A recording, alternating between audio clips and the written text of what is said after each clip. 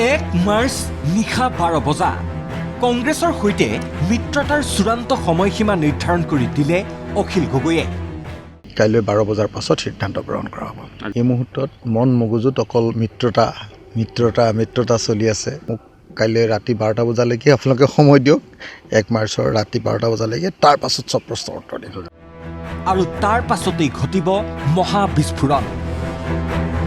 মিত্ৰতাৰ বাবে সময়সীমা বান্ধি দি যেন ধৈৰ্যচ্যুতি ঘটাৰ উপক্ৰম হৈছে ৰাইজৰ দলৰ সভাপতি অখিল গগৈৰ।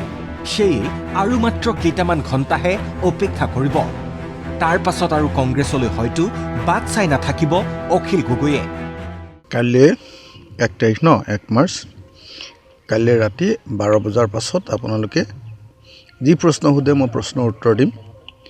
মই 1 মাৰ্চলৈকে মনে মনে থাকিম। 1 মাৰ্চৰ পাছত আপোনালোকে যি প্ৰশ্ন সোধে মিত্ৰতা সন্দৰ্ভত মই উত্তৰ দিম। কিন্তু 1 মাৰ্চলৈকে আমি দলৰ নিৰ্দেশ মোৰ প্ৰতি যে এই সময়ত মৌনতা অৱলম্বন কৰিব লাগে। মূলতঃ কংগ্ৰেছ আৰু ৰাইজৰ দলৰ মাজত এই পৰ্যন্ত আসন বুজাবুজিৰ সমীকৰণ মিলা নাই। ৰাইজৰ দলক লাগে পচন্দৰ 12খন আসন, কিন্তু কংগ্ৰেছে নিদিয়ে ৰাইজৰ দলক 12খন আসন।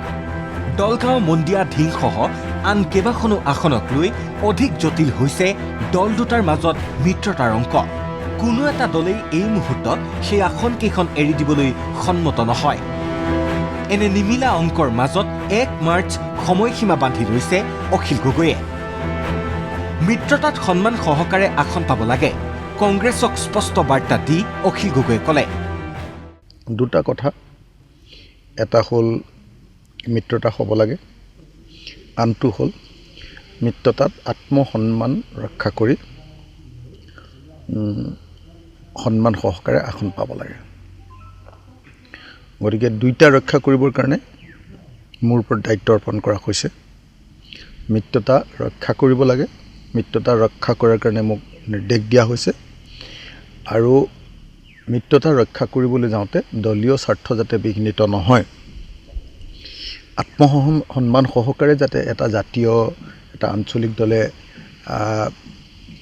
মিত্ৰতাত থাকিব পাৰে,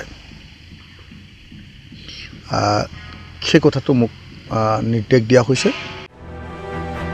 ৰাইজৰ দলৰ সভাপতিজনৰ এই বক্তব্যৰ পৰা প্ৰায় স্পষ্ট হৈছে কংগ্ৰেছৰ সৈতে ৰাইজৰ দলৰ মিত্ৰতা হয়তো এইবাৰ নহ'ব পাৰে। মিত্ৰতাৰ বাবে কাজিৰঙাত বহি অপেক্ষা কৰি থকা অখিল গগৈৰ এই বক্তব্যৰ পাছতেই প্ৰতিক্ৰিয়া APCCৰ সভাপতি গৌৰৱ গগৈৰ। মিত্ৰতাৰ সম্ভাৱনা আছে বুলি কৈ প্ৰদেশ কংগ্ৰেছৰ সভাপতিজনে ক'লে। মই যোৱাকালিও কৈছোঁ যে সম্ভাৱনা আছে, আজিও মোৰ স্থিতি অটল। আজিও কৈছোঁ সম্ভাৱনা আছে, মোৰ স্থিতি অটল আছে। উল্লেখ্য, কংগ্ৰেছৰ 2 নিলম্বিত বিধায়ক শ্বেৰমান আলী আহমেদ আৰু আব্দুৰ ৰছিদ মণ্ডলৰ ৰাইজৰ দলত যোগদানে মিত্ৰতাত আউল লগালে। একেদৰে 4-5টা সংখ্যালঘু অধ্যুষিত সমষ্টিক লৈ কংগ্ৰেছ আৰু ৰাইজৰ দলৰ মাজত মতানৈক্য হোৱাত মিত্ৰতাই চূড়ান্ত ৰূপ নাপাব পাৰে বুলি চৰ্চা হৈছে। অৱশ্যে আহিবলগীয়া কেইটামান ঘণ্টাৰ ভিতৰত যদি যিকোনো এটা দলে আপোচ কৰি স্থিতিৰ পৰা পিছুৱাই আহে, তেন্তে এই সমীকৰণ সম্ভাৱনাত আহিব নতুন twist. News desk report, ND24।